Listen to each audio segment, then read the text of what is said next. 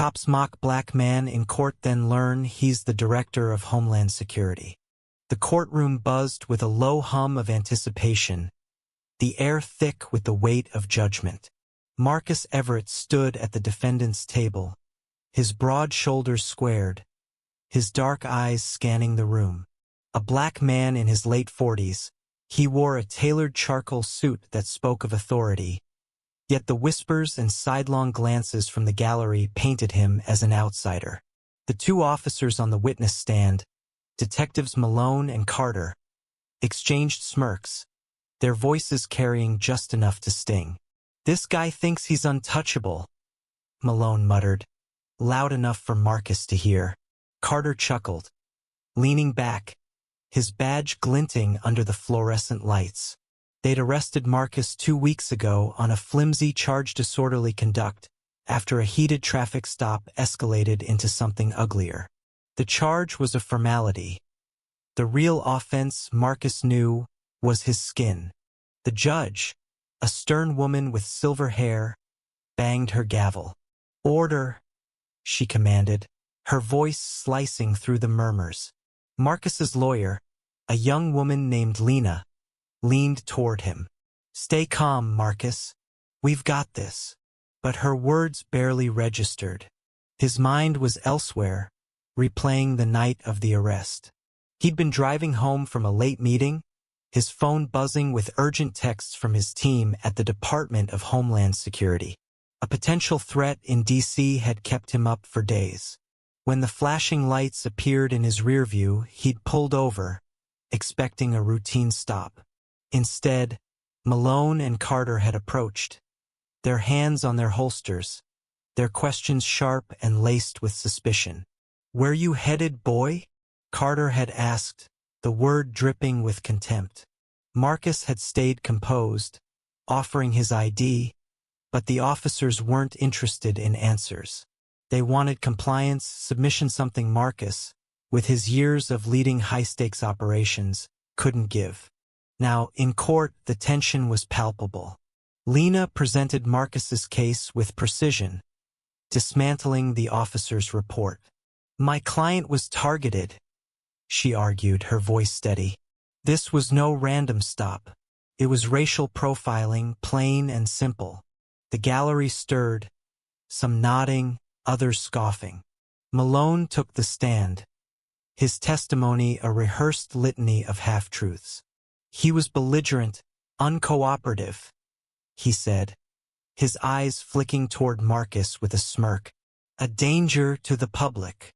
Carter echoed the sentiment, painting Marcus as a volatile figure who'd resisted their authority. The judge's expression remained unreadable, but Marcus felt the weight of every word, every glance. He was no stranger to prejudice. He'd faced it his whole life, but this moment, in a room meant to uphold justice, cut deeper. As Lena cross-examined Carter, a ripple of unease passed through the courtroom. She pressed him on inconsistencies. Why hadn't they run Marcus's ID through the system? Why was there no body cam footage?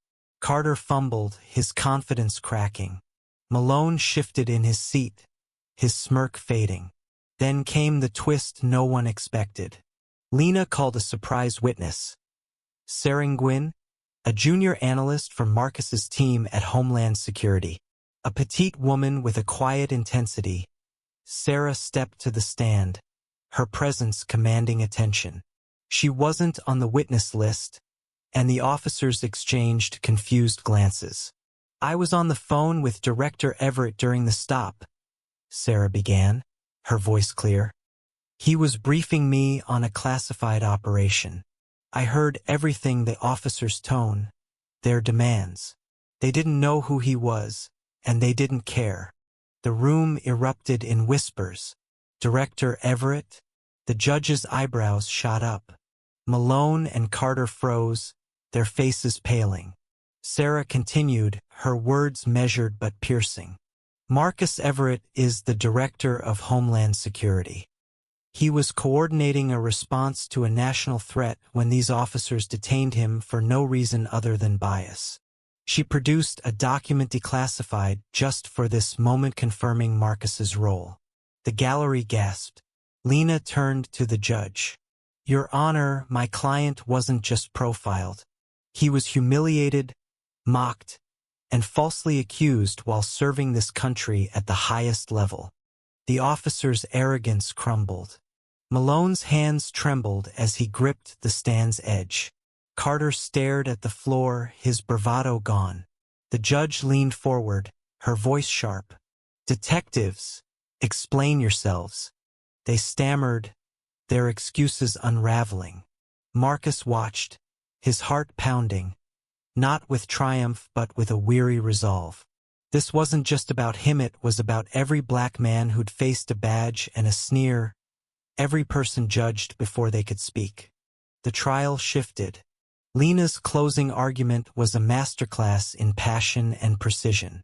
"This case isn't just about Marcus Everett," she said. "It's about a system that lets prejudice wear a badge. My client has spent his life protecting this nation, yet he was treated as a criminal because of his skin. Justice demands accountability." The jury deliberated for less than an hour. Not guilty. The charges were dropped, and the judge ordered an investigation into Malone and Carter's conduct. As the gavel fell, the courtroom erupted in applause, though Marcus remained still, his expression unreadable. Outside, reporters swarmed. Marcus stepped into the sunlight, Lena at his side, Sarah trailing behind. A young black teenager approached, his eyes wide with admiration. "You're the director?" he asked. Marcus nodded, kneeling to meet the boy's gaze. "Keep your head up," he said softly. "They'll try to tear you down, but you're stronger than they know." The boy smiled, clutching a notebook where he'd scribbled Marcus's name. In the days that followed, the story spread. Posts on X lit up with hashtags "Justice for Marcus" and racial profiling. Some praised Marcus's resilience.